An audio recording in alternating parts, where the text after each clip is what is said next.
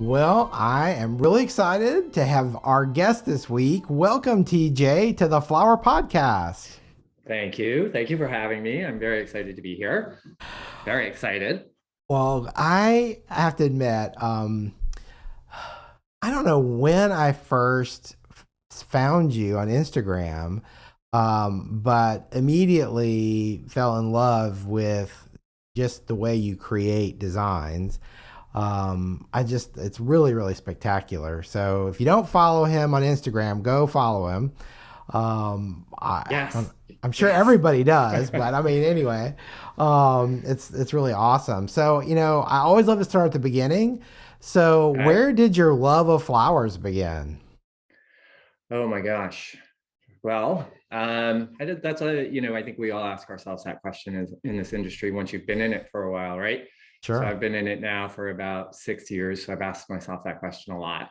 And I think, it started with my dad a little bit when he retired and he was gardening, because that was the first time he kind of discovered plants. But really, I didn't, discover flowers until I bought my first house. And there were peonies in the yard, and there were all kinds of things. And so flowers came to me via gardening first. Sure. Um, and then, you know, where does the journey begin? I'm a very transparent person. And I'll tell you something, Scott. I've never really kind of told anybody, like, I can actually pinpoint the day that the journey started, the real Okay. journey started for me. It was March 19th, 1998, which was the day that I lost my first partner. Mm, And I didn't know, obviously, at the time that the journey would take like many, many years to bring me to the door of flowers. But that is really for me where it started, because up until then I was, a young gay professional in New York City doing all kinds of fabulous things with a bright future in advertising. And that sort of life experience really made me take a pause and say, do I want to do things that don't really mean anything for the rest of my life? Or do I want to mm. try to figure out some way to find more than just a paycheck out of a job? So it was a very long journey and lots and lots and lots of different corporate type things, which eventually led to retail. And then retail killed me, as it does so many good folks. it, yeah, indeed. Right. So it was retail gave me the final straw that broke the camel's back, that, said, I'm going to find a flower shop and I'm going to get a job in a flower shop. And if it doesn't work out, it doesn't work out. And, the plan was to sort of learn how to run a flower shop. I spent so many years in retail and thought, well, I should own a flower shop if I love flowers. And so I got a job in a flower shop and thought I would learn how to do flowers and open my flower shop. Mm. But what I learned was it takes a lot to run a flower shop. Yeah, it sure You know, does.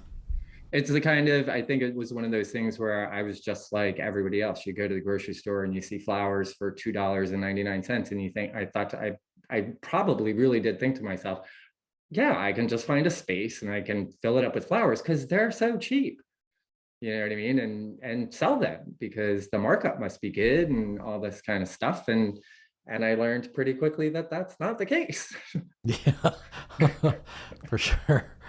Well, thank you for sharing that. I mean, that's what a sobering way to kind of mark that part of your journey, and This that is had the to be first time. tough. Yeah, sorry. I mean, this is the first time that I feel like I have to pay homage to that, because that is really where the journey started. I certainly didn't know at the time what the journey was. I just knew that it changed the course of my life. And interestingly enough, it is my current partner who has enabled me to be TJ McGrath Design, because he was like, you need to now go out on your own. You need to believe in yourself. You're talented enough. So I have these two people in my life pushing me in this direction in Mm. one way or another. Well, I feel like we all need cheerleaders, and that's awesome that you are, that you have that, that support. That's incredible. So, what does your company look like now? So, you obviously aren't doing retail. What is it that your design Right. company does? So that's a little funny, Scott. I mean, I could turn the computer around and show you what the company looks like because it looks just like my kitchen. Um, And we see that a lot in your Instagram right, lives and things. right. So, it's all This good. is this is a home-based studio, literally, and Sure. my home is 840 square feet.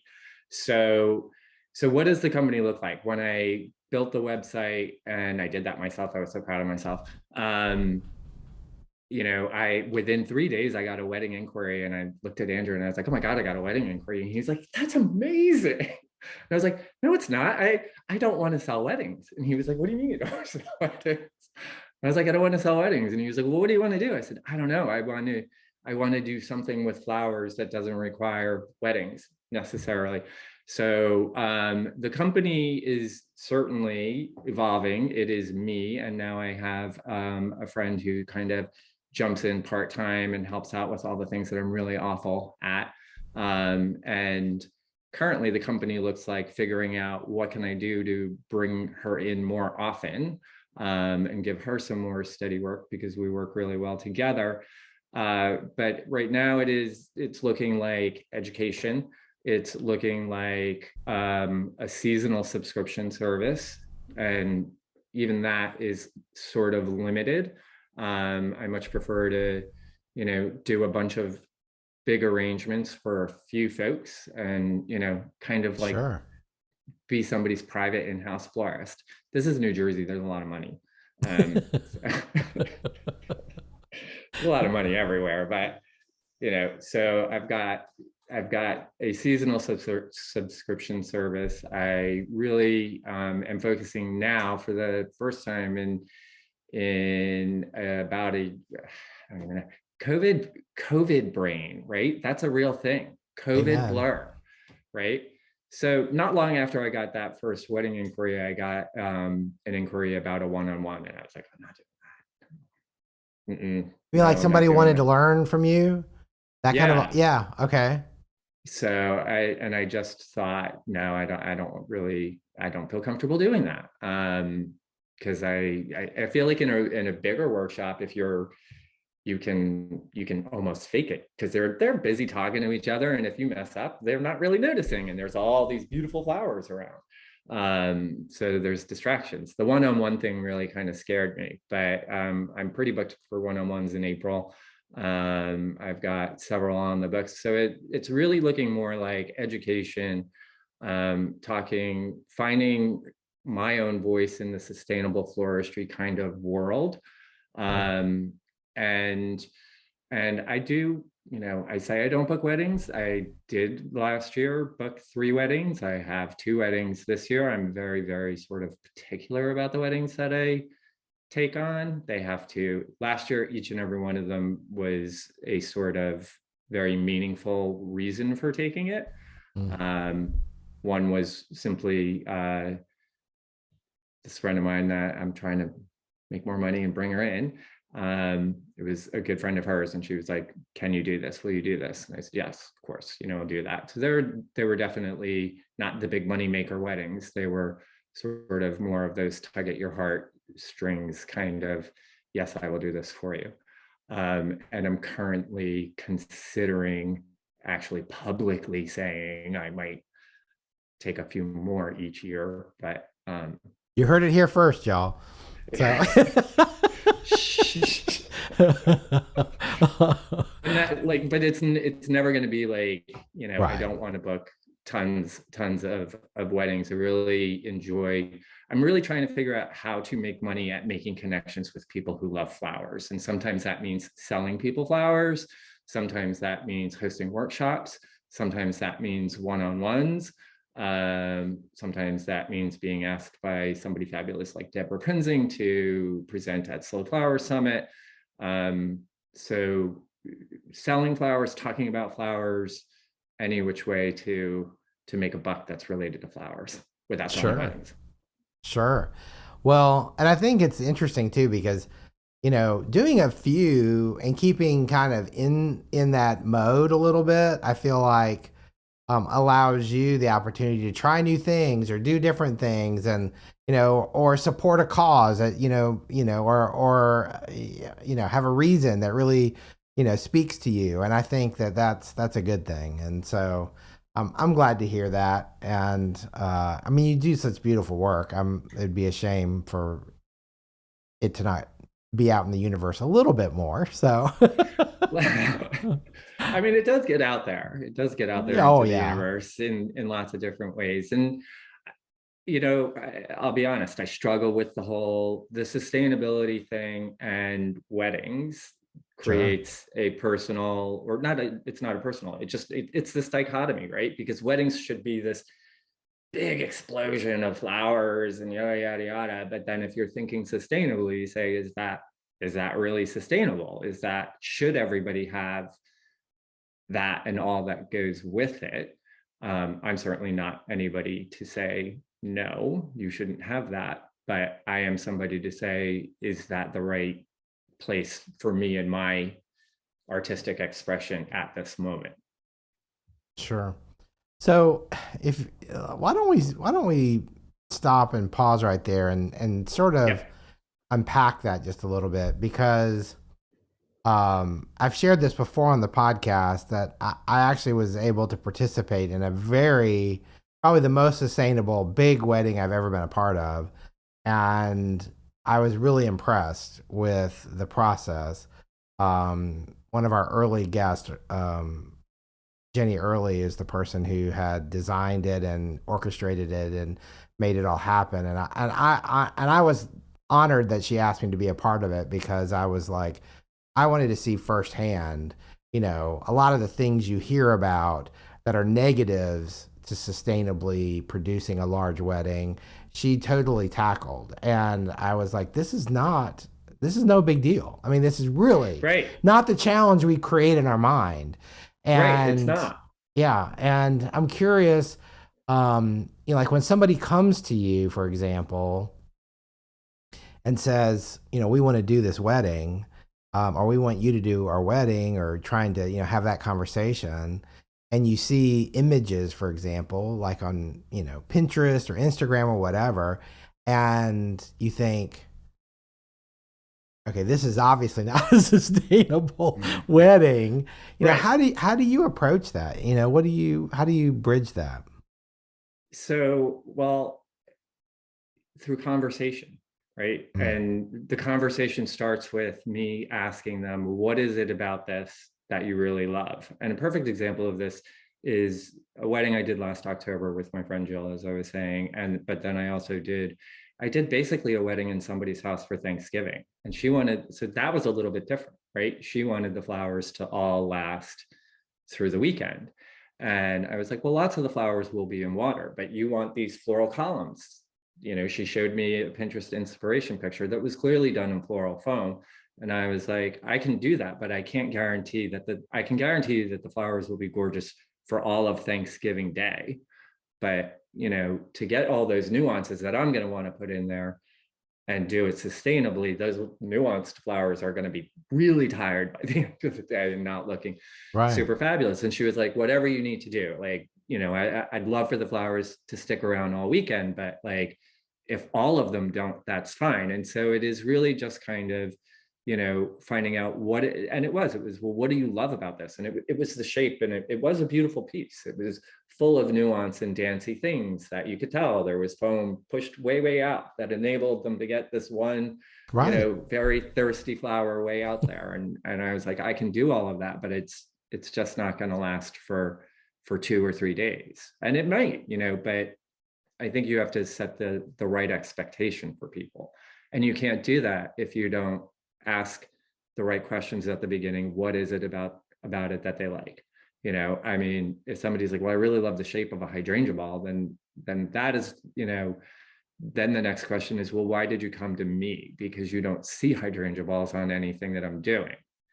You know what I mean? So you have to kind Yeah, of absolutely. dig dig down to the root of it. one bride actually told me, she was like, I thought you might be affordable. And I was like, I think you don't even know where my Instagram account is. I don't think I look affordable. I mean, flowers are expensive. So that is, I think everything starts with a conversation, like absolutely everything starts with a conversation. And my, I think my gift is years of experience being an old dog, that, it's easier to, I read people well. I can, see the next question coming, Sure. both ways, kind of thing. So I think, all change starts with conversation. Absolutely. No, I'm really glad you put it that way because it's so true. I feel like, let me ask this question. So like when you're doing something like a column like that, um, how do you approach the mechanics behind that? Is it something that is, I just kind of I want people to be at ease with this process because I feel like Right. sometimes, again, like I said a minute ago, we overcomplicate it. We do overcomplicate it. So if you're, a lot of those columns, I think most florists nowadays are using Accent Decor's Harlow stands as a base because it's Sure. got a platform, it's already built. If you're not using that, you're using a pipe and drape pipe. You can, it sort of all depends on, I guess, the expectation, right? Um, Pipe and drape, I would personally probably attach a bunch of chicken wire to it. I've never, I see sustainably minded people using mossages, chicken wire Yeah. sausages made out of moss. And I've never had great luck with it as far as like the flowers seeming to last that long. I spend a lot of time trying to design things that have as much water in, structures that I can tilt a vase, whether it's a mason jar or a plastic bucket or something like that, in different ways, so that at some point, some of the flowers, I try to get as much water source on there as possible. Um, for a good example is what I will be demonstrating as a foam-free design at Slow Flowers. At first I thought I would be doing, I'd love to demonstrate Ocean Pouch for folks because I think it is pretty amazing. But it's, you know, it's meant for day of design. Its water retention isn't that clearly of even Agrawal. So it is really meant for day of design. And the Slow Flowers thing really wants to last for a few days. So I'm rethinking already mechanics for June. And actually I have a wedding the day before. So I'm thinking all kinds of big mechanics for Wow. as much water as I can, I mean, at the end of the day, the best mechanic for a flower is water. So figuring out a water source, in as much as I can, I'm going to try to do that. But, Sure. and from the perspective of like time, that's always a big pushback that you get. Oh, we don't have time to set up those mechanics on site. Well, Right. no, but you have time all week, or you have time 2 weeks beforehand. If you have the mechanics for my wedding on June 25th, those will be done 2 weeks in advance because I don't have time to do them any time else. Like, yes, they will be done so that, and they'll be, what can be greened and the things that can live out of water on those mechanics will be pre-done. And so placed on site and then designed, what's the difference if you're paying somebody to design on Friday for a Saturday wedding, or you're paying them on Saturday to design that same piece? You're still paying them. So you're either paying them on Friday or Saturday. That's my perspective anyway. So, some things, some things are just done, are better when you do them on site, if you have the luxury. Yeah, I think well, I know like today I was listening to your interview on the Bloom TV podcast and I think you were talking about a a big piece that you had created ahead of time with maybe baby's breath or something and then you were delivering it and then by the time you got there you had to kind of redo it anyway because the Hmm. transportation was an issue. And Right. it's just like what you just said. Sometimes Hmm. it's just better to do it on site, and you're going to pay the same number of man hours one way or the other. And so maybe you just Right. have an extra person or two day of, and not, during the week. And I think that's really great. So, did you like when you do something like that? Do you find ways to like twist the buckets into the chicken wire? Like, does the chicken wire really hold the water well? Maybe with zip ties or something. But you know what I'm saying? Yeah. Yeah, I mean the buckets definitely get twisted which way and what. Eventually, obviously, if you're tilting something like this, all the water is gonna Right, come to a level. plane. So better for your like longer stems. The chicken wire, so if your bucket is like this, but you've got a pillow of chicken wire that's wrapped around it, some stems are sort of malleable or will bend depending Mm-hmm. on the flower, right? If you want it here, but the water source is down here and there's a plastic uh, wall in the way, you can sort of feed it through the chicken wire, which is helping it stay here at this point, get it close to the water. I know it sounds like brain surgery. It's really not. Um, Well, a it's lot of flowers are more malleable than we might give them right, credit for. So, right. And um, I don't know any flower that dies immediately once its stem is bent. You know what I no, mean? So I'm looking at a bent ranunculus that's been bent for 3 days and it just keeps blooming and blooming and blooming. yeah, You know what I mean? So I think you have to sometimes believe that where there's a will, there's a way. And if sure, you if you want to do it without floral foam or in sustainable ways, then you just have to figure out how to do it. yeah, yeah. It's not impossible. It may be. No, You may invent the next greatest thing, actually. So who it, knows? yeah, Yeah. it, So I was wondering, um, you brought up the hydrangea ball situation, and to me, that has to be the greatest obstacle to sustainability. No, that's really a dramatic way to put it. That's actually not at all. But my point is, obviously, it's like impossible to do.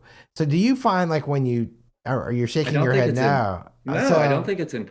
I don't think it's impossible. I don't think it's impossible at all. I can make a hydrangea ball uh out huh. of a bowl that is at least 6 inches deep. A 6 by 12 bowl with a bunch of chicken wire will enable me to get some sort of scope on a chicken wire, on a hydrangea ball.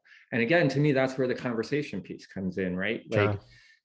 Like I often say to somebody, but flowers are either on a stem on a bush or on a plant or in a vase. So why suddenly is it so strange to like or why is it so fashionable to not see any sort of vessel? Like put a vessel up there and as soon as you put that vessel up there, you can create a monster of chicken wire to get whatever sort of shape out of it that you True. want to, as long as it's all sturdy and on its stand. um, but again, it's that conversation piece of like, well, what is it about this particular thing that you like? And Right. I think if you ask that question, most times the answer is it just looks so voluminous. Well, you can get volume out of all kinds of other shapes that would Yeah. enable you to, you know Yeah, and to me, sometimes I feel like they're after that look of abundance Mm-hmm. and controlled abundance, and in hydrangea being the price that most white hydrangea are nowadays, which is sort of been commoditized.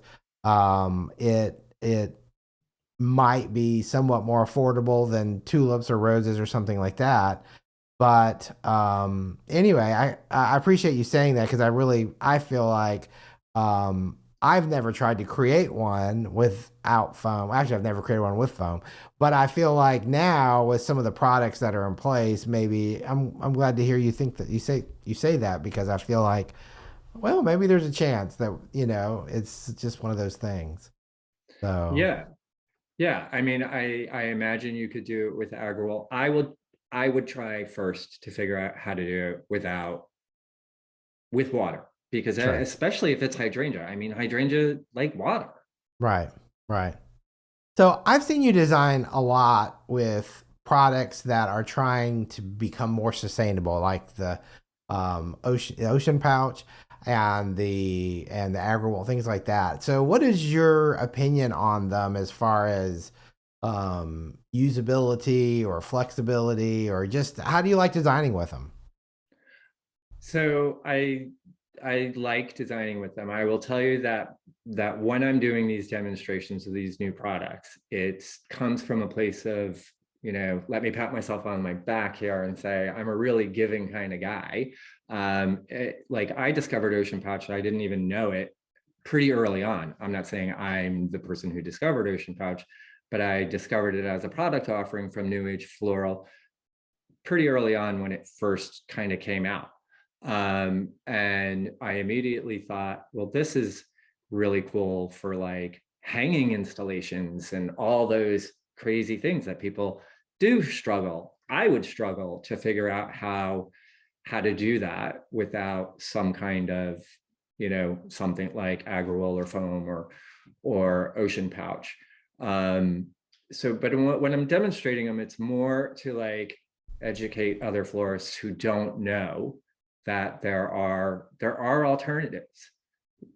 There are alternatives, and every mechanic you've got to try yourself. So that's why I'm always out there like trying to push the limits of these things, because if I am going to employ them into some kind of an event or some anything, I'm going to want to know how far can I push it to get the desired result that I want. So I think they're amazing. I think they're really fantastic.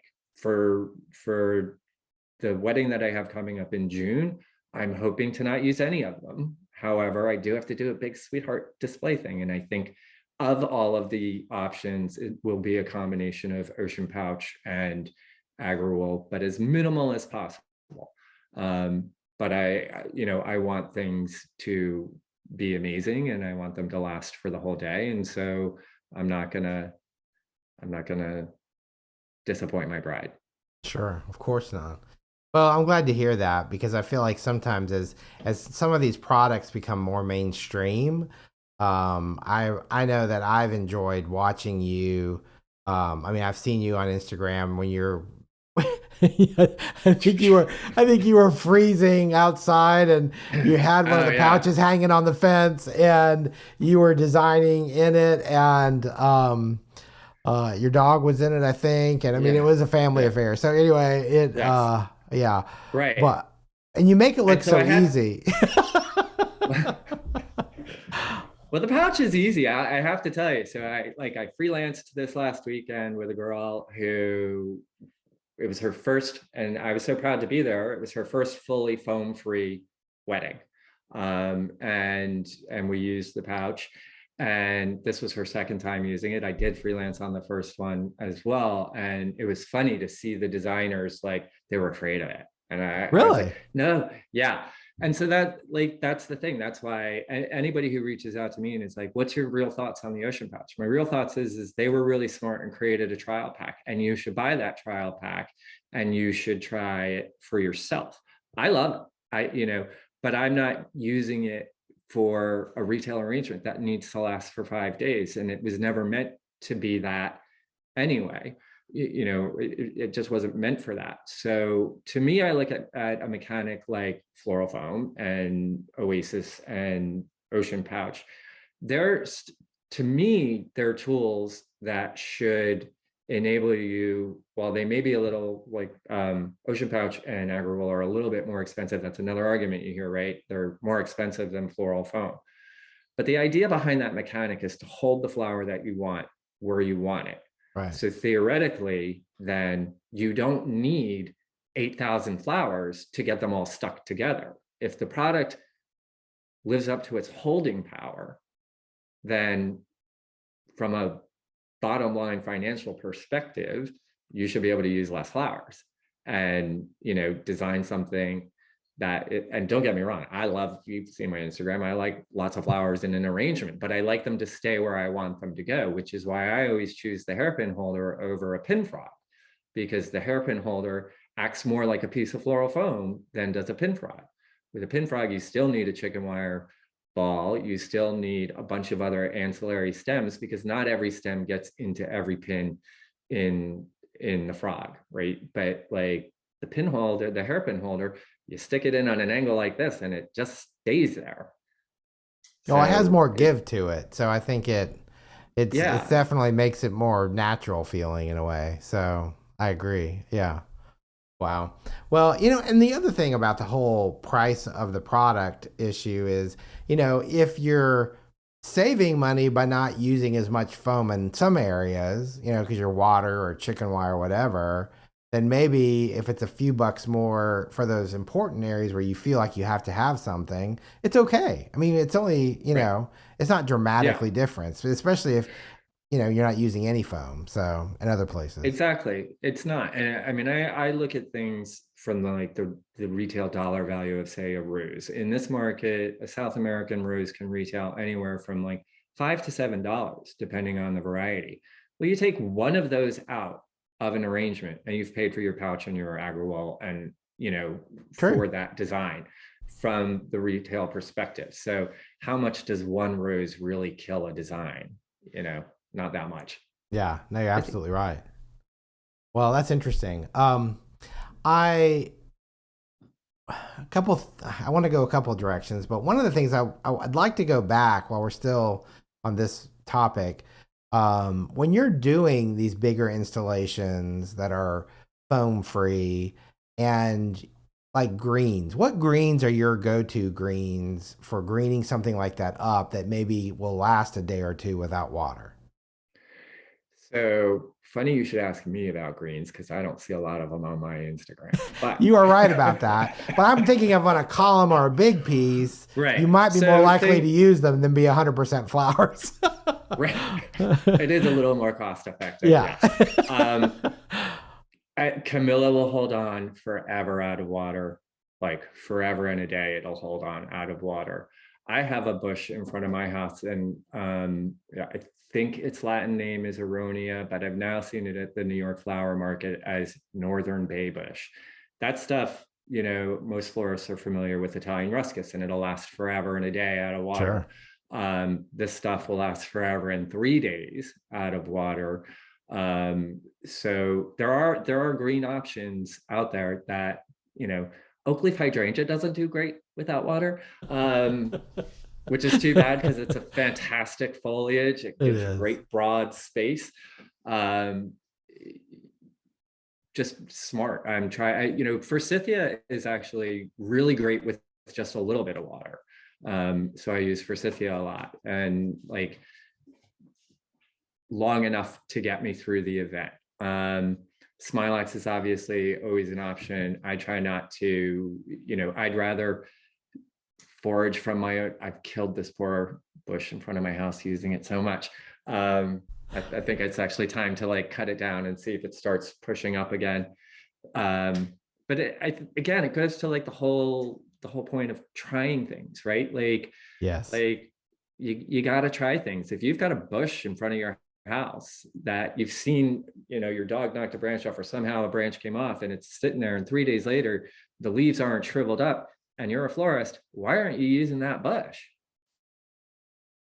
That's a great Like, point. It's just being being observative. I can't say the word all of a sudden. Observing nature, just observing nature right. and see what goes on around. What shrubs end up being more resilient when it gets to 20 degrees or when it's 100 degrees or whatever, and things like that. So, Right. Knowing yeah. that your honeysuckle isn't that great, even in a watered arrangement Right. early in spring, but you give it 3 or 4 or 5 weeks to mature a little bit, and that too will hold on forever. I mean, strawberry grass, do you have that down there by you, Scott? I don't think I know what that It's is. well, I call it strawberry grass because it's little tiny strawberries all over my lawn. It's this obnoxious, like It's like a weed. weed, right? Yeah. It's like a weed, but it's actually really pretty and it gets a little tiny strawberry. And I discovered last year it loves to sit in an arrangement for days and days and days.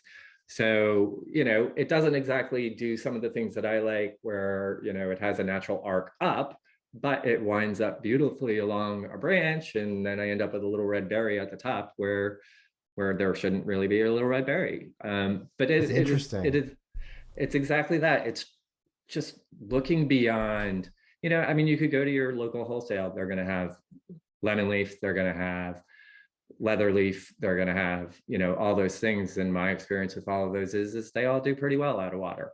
But I don't really love the way they affect my perspective of my design. So I much prefer to look around nature and see what's happening there. Sure, absolutely. Well, one of the things I was wondering too, because I feel like when I see your work, obviously sourcing things locally is important to you. Um, Living in the Garden State, because you live in New Jersey, right? Yeah. Yeah. Mm-hmm. So you would think that there are just lots of places to get flowers. I mean, a lot of farmers, local growers, and things like that. Is that the case, or has that been challenging for you? I mean, well, let me just say this to any florist wondering how easy it is to only support local. I realized very quickly I couldn't really do it with just local because it's really cold in December and there's not a whole lot. Sure. Yeah. But so I've kind of expanded and I allow myself to bring in American grown as well. It's really, really hard. And yes, this is the Garden State, but and I'm sure there are more farms that I haven't yet discovered. We do have a great co-op that has been together now for about 4 years. So that's really awesome. And that, like, for me, that's really fantastic because I'm not trying to buy 8,000 dahlias for every weekend Right. for however many weekends, right? But so the co-ops, and I've spoken to other farmers and other designers in different states. Like the co-ops are great. What I have found works best for me is finding farmers and then going over and trying to charm them into selling me some flowers. And holding up a picture of your Instagram sometimes helps and sometimes it doesn't. I But love that. yeah, it is, there's a lot of local flowers. And I whenever anybody says to me, how do I get more local flowers? It's funny. I was speaking to a girl at the workshop that just passed, who was like, be honest, how hard is it? And I was like, it's really, really hard. But if you don't start talking to more farmers, if you don't start talking to the bigger wholesalers, the DVFs, the Mayeshes, the all these people, and saying, but I at least want, for example, DVF, their website does show the location of the flowers. So that makes it easier for me and it makes it easier for other designers. But, some people, there's another wholesaler here who doesn't do that. And, I'm like, but if 80 people all came at them at once and were like, could you at least tell us where instead of preferred vendor? Like preferred vendor, I could be a preferred vendor. I have a lot of forsythia outside this window behind me, Scott. I could be a preferred vendor of forsythia, but nobody would know that it was me or that it was local. So again, it's, conversing about it and letting people know that you want to see more local flowers at your local wholesaler. There are flower farmers who are really just gardeners who would love to share their bounty, maybe not so much for a wedding, but like, I don't know, somebody's fabulous Thanksgiving Day celebration. I would knock on somebody's door if there were a bunch of dahlias still available and being like, hey, it's the end of the season. Wouldn't you like to see them at least? And I'll make you you know what I mean?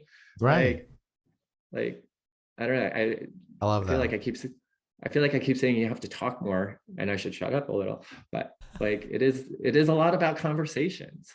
Yeah. Well, I think that's true. It's funny at work a lot of times in my day job. We say that a lot. It's amazing what you can accomplish with a simple exchange of thoughts and ideas. And I just for people who may not know what DVF is. That's Delaware Valley. Right. And they and Florabundance are the two wholesalers, I think, that are the only two that are certified American. Like they even Right. like they have that on their website where you can select by farms. And I don't know that there's a perfect system anywhere, but it's at least a Right. start. And so, and Yeah. I don't know. I feel like a lot of wholesalers though, um, if they cater to weddings and events, a lot of them have a diversified product line. They're not just South American product. And I know like for us, what I do, I'm always trying to bring in domestic product because I feel like number one, that's somebody I want to support, but also I feel like it's just prettier. I just feel like it's prettier most of the time. And I'm just biased that way, but Yeah, well, I share the same bias, but even like the conversation, it saves you time, right? My local wholesaler is a pretty old mom and pop wholesaler. But because I talk to them, now when I go in and I pick something up, pretty much everybody who works there is like, oh, TJ, that's not from California, or oh, TJ, that's South America. So I don't even have to ask anymore. Like they know what my mantra is, they know what I'm committed to. So, and then they are like, this is from California, this is local, this is, this one is from wherever. So, but like, you know, and I may be the only person who walks in there that they tell these things to, but they weren't telling me those things 4 years ago because I wasn't saying I wanted to know. and it's just simple. It starts with a question, right? Mm-hmm. Yeah, Yeah. that's great. And what's even more great is they obviously are tuned into that, and they are giving you suggestions and options, which Right. is, I mean, that's what a service. I mean, that's really what the relationship between customers and suppliers, whether it's you supplying flowers for weddings or your vendor supplying flowers to you or your local farmers, and I think that's really great. Well. When does the local season up there really get going strong? So, well, so I've been designing all winter with, and I know that you had her on, Kimberly Hata. Yeah, yeah, So I've great been lady. designing all winter. Yeah, she's amazing. She's a really good friend of mine. So she's greenhouse, and I've been using her product pretty much since January for things. She was the biggest supplier for the workshop a couple of weeks ago. But there's also a big tulip grower, Van Dyke tulips, which I'm not sure, which Hmm. fortunately for me, my local wholesaler gets hundreds of them every week. So like my arrangements look like whatever those two people are growing. The actual season, the co-op is opening up, I think April 12th is the first day of market. And it'll be, I mean, I'm just looking outside my own window and saying, okay, the daffodils were blooming when it was 70 degrees 4 days ago, and it's been below 30 for the last three. So I'm going to test, because I say test things all the time, right? I'm going Right. to go out there tomorrow and cut a bunch, thinking that when I bring them in, they're just going to melt because they've been frozen, and now, cutting them and bringing them in. Have you ever done that to a hydrangea? Like taking it outside when it's freezing and then bring it back in? It like just dies in front of you like Game of Thrones. It's just like, I haven't tried that with hydrangea, but I have. We used to one of the crops that we grew were hellebore. I shared that a couple weeks mhm, ago, and I'd always when we first were really cutting, lots of them. We'd get an ice storm or it'd get down to 20 something degrees and I'd start kind of like dying inside a little bit, like not knowing. And then it's kind of like, you know what? This flower is used to performing in the dead of winter. And I just finally had to learn how to chillax about it. And, right, again, it's that observation thing. You just try right. it and you see. And sure enough, that flower, I mean, yes, you may lose a few, but depending on, how tender they were when it happened. But for the most part, we never lost more than 10 or 15% out of thousands. So I mean, it was Right. it was it was a lot. So but yeah, no, it'd be interesting. I can't wait to see what happens. You have to do a before and after picture. Yeah. So Before in the garden, yeah, after in the house, off in the toasty house. and warm. Yeah, Yeah. absolutely. One of the things when I see your work, um, do you do all the photography, or do you have like somebody that comes and does some of that? Or Oh, I'm I'm so just, flattered that you think well, that. I mean, they're just amazing. I mean, it's like professional artwork, some of it. So that's, or a lot of it. So I was just curious. So I do all of the photography. If it's not my photography, I credit a photographer. But pretty much most of my feed is my photography, and thank you. I That is a skill I have worked hard at. Um, just because I learned early on in this game, a beautiful arrangement only is beautiful for as long as it's alive, unless you get a picture of it. Ah, yes. So, so I definitely live by this um, mentality that, these things hopefully, I don't know. At 56, my memory isn't going, so I want to remember them. And there's a better, what a great way to remember them by other, a great photo. So, but it took some time to figure out light in the house and all of that kind of stuff. I tried actually softbox lighting, which there were like two good pictures, but the rest of it wasn't really that great.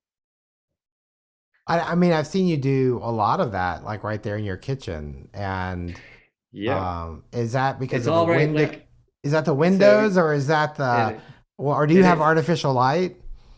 No, so for those listening, or if they're watching on YouTube, they'll see behind me, that's the window. That is the window that is the natural light for all of the photography. This area right behind me is about 10 by 4. So that is where all of the photography happens, 99% of it. And it is a challenge, to say the least. Because sometimes I make some pretty big arrangements. Yeah. Um, Sometimes.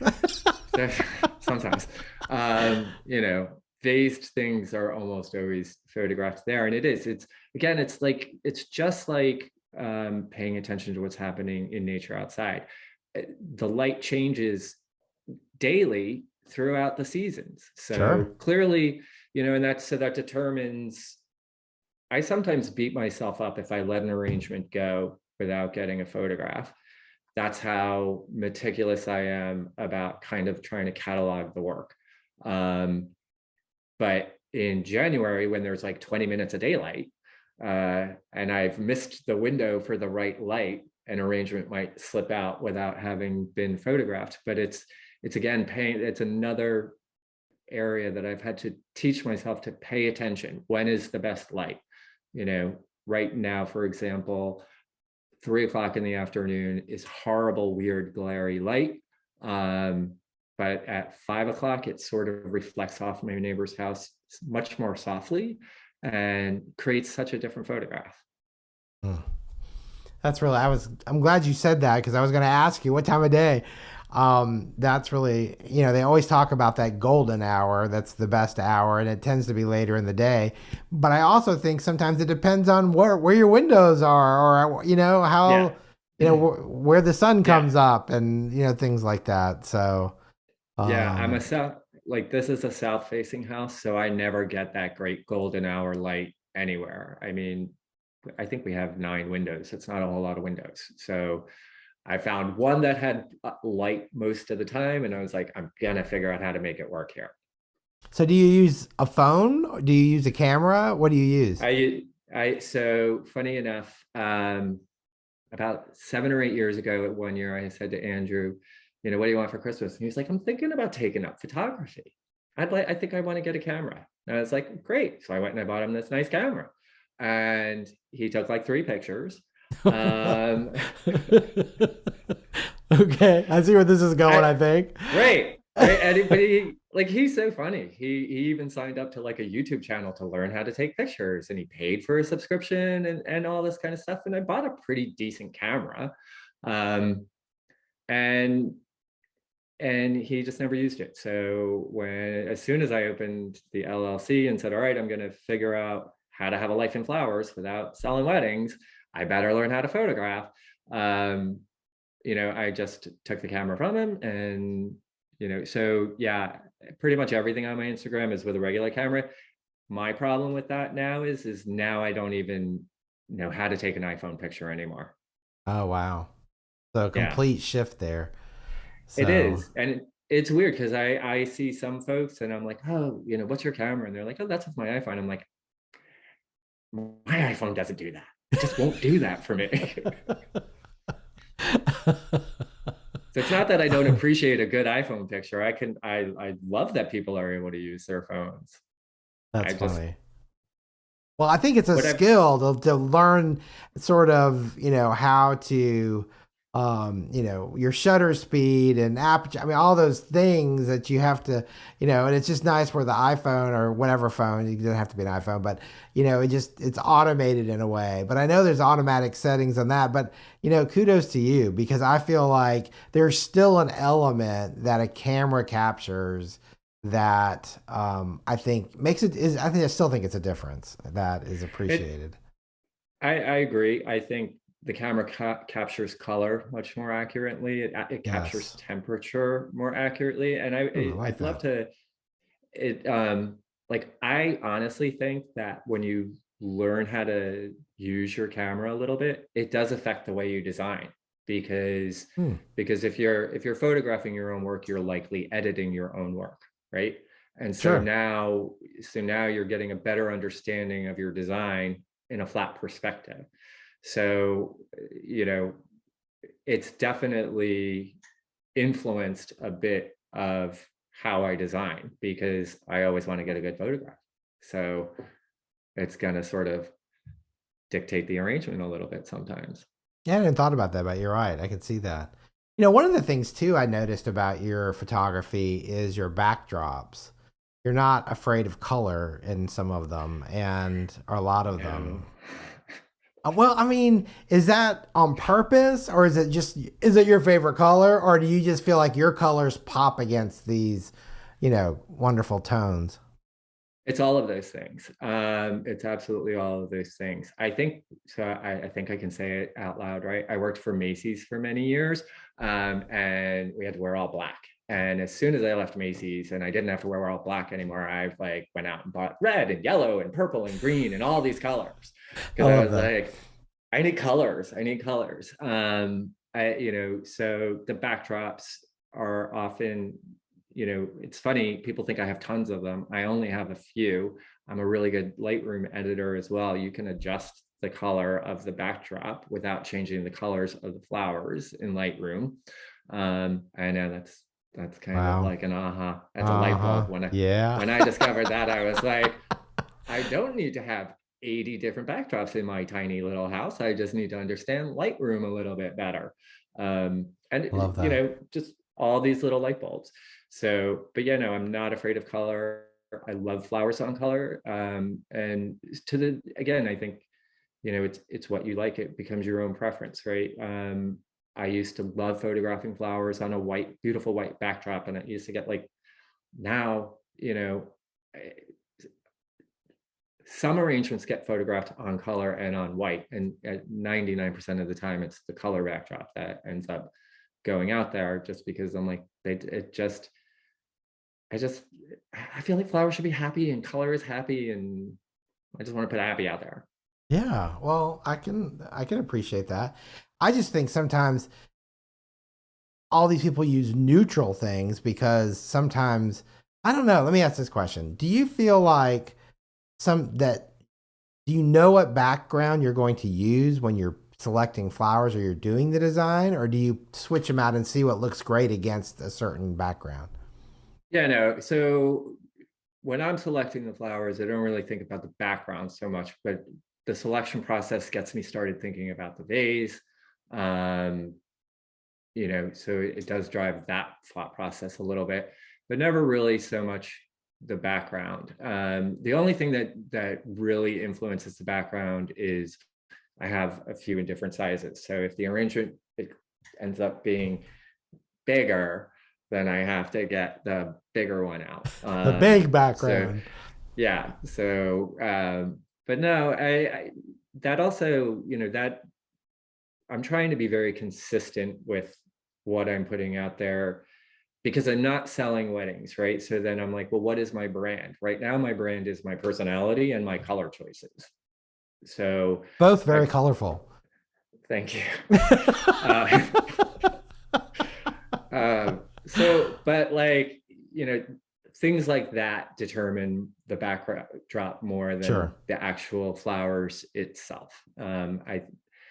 I see lots of beautiful photographs of flowers on neutral backgrounds, and I appreciate the folks who can do that. I feel like I've backed myself into a corner sometimes. Like, I don't know how to do that anymore. And do I have time to now figure out how to do that, or do I just plug away at what I'm doing? Sure. Well, you've shared so many great things. I always like to kind of wrap up a little bit with trying to, I don't know, a piece of advice, a final thought that you'd like to leave, make sure you leave with our listeners. Final thought. You could have given me that question in I advance. I know, could have, I honestly, could have been prepared. I Ask apologize. questions. I should have. I That's do it okay. all the time, and I didn't even think about it. And actually, when I got home this afternoon, I thought, I bet I should have sent him that question. All right. So, well, my answer will be geared for those florists for the listeners who are florists and who, you know, just are starting out or are afraid. My advice is ask questions. Just ask anybody questions, anything you're not sure about.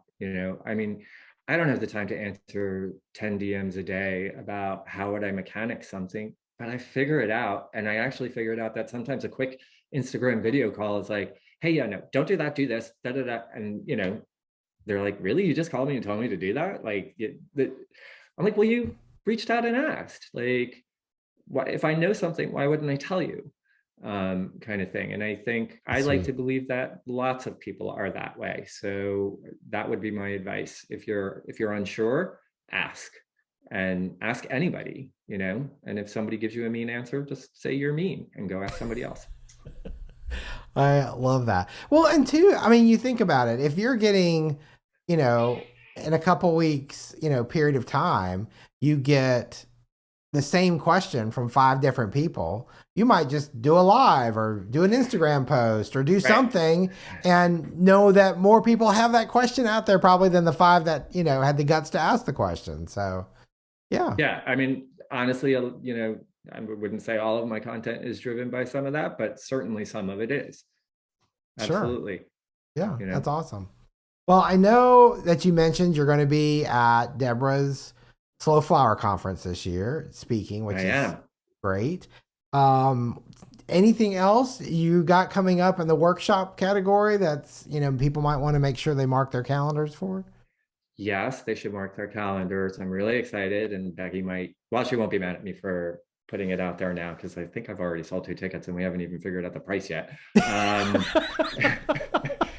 We're still figuring it out. It's But hard. It's hard to Becky, imagine Becky getting upset about that. But anyway. no, no. So Becky, she has Uh-huh. hosted out in Calgary a sustainable flowers workshop, and she was very lovely and invited me out there last year. And this year we're taking it on the road and we're blowing it up, and it is going to be the Sustainable Flowers Project. It's going to be here in New Jersey.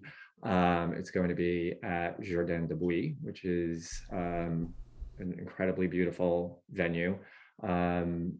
It's a sustainable property. The folks who run it are regenerative soil folks. I don't even know like what the name of that industry is, but so it's really going to cover not just design, but sustainability from kind of, Becky's getting her degree at Harvard, so she's I going to hit know. all the points.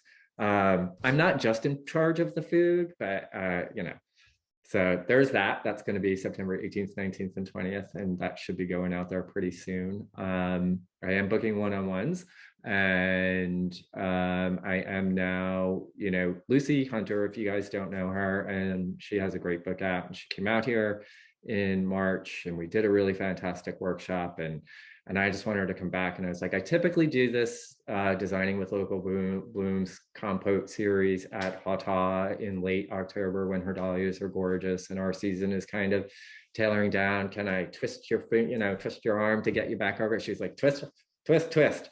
So we're talking about that. So that design, that series will probably be mid to late October as well, hopefully.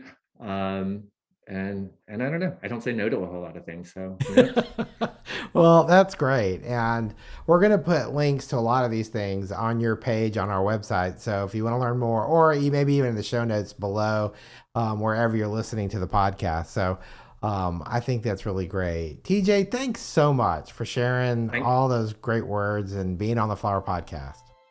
Thank you so much for having me, Scott. I had a lot of fun.